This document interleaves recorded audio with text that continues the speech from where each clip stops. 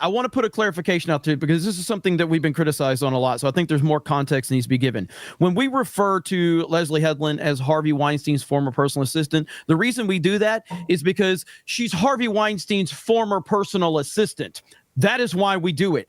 There was the new rock stars video was like, these guys bring up the fact that she was an assistant at the Weinstein company. Like, no, she was literally the former personal assistant to Harvey Weinstein. That is been documented. It's documented on mainstream websites.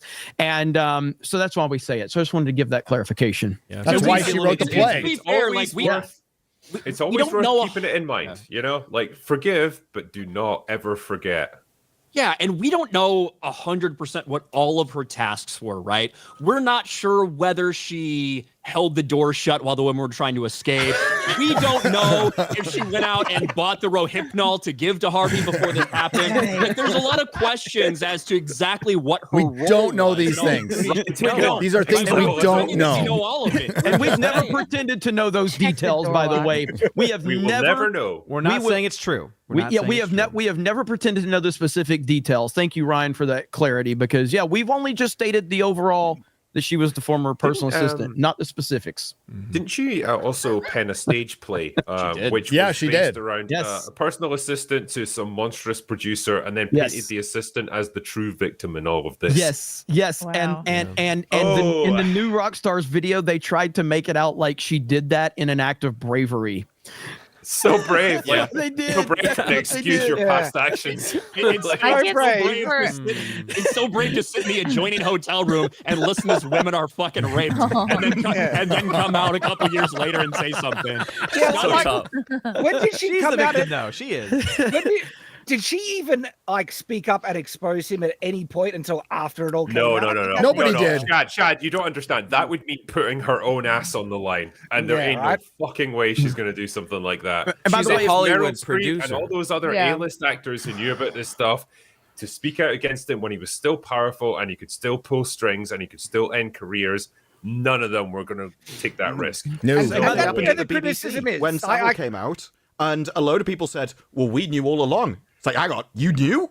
What? Why did you not say anything? And that loads of people outed themselves as, we knew.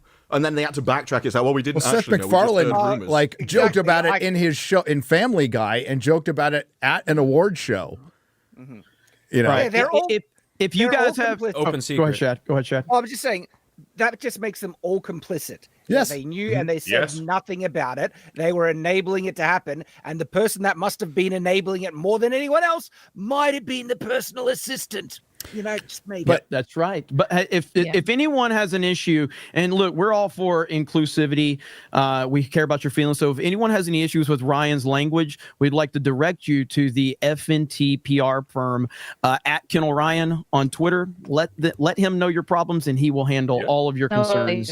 So he will take care of it. So thank you, Ryan. They will be addressed in a timely manner. He's there to listen. He's there to listen. We hear your concerns.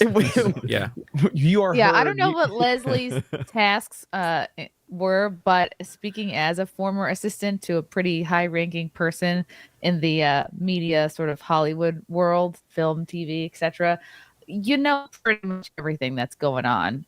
You read their emails. You sometimes have to respond to their emails. You set up all their meetings. You know who they're talking to. I can't imagine she didn't know exactly what was going on. Yeah.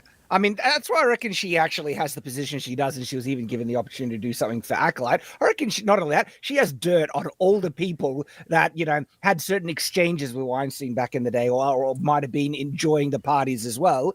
And because she doesn't have any talent, look at what she made. She made the friggin' Acolyte. I think a lot of this stuff, like her experiences, then get reflected in her art. And I'm going to use the term art quite loosely here, but like when you get the Acolyte, you've got the leader of the lesbian space witches mind raping a young impressionable guy who's crying while no one else can see what's going on. Right, what you know. She's the good guy. Yeah, right, what you know.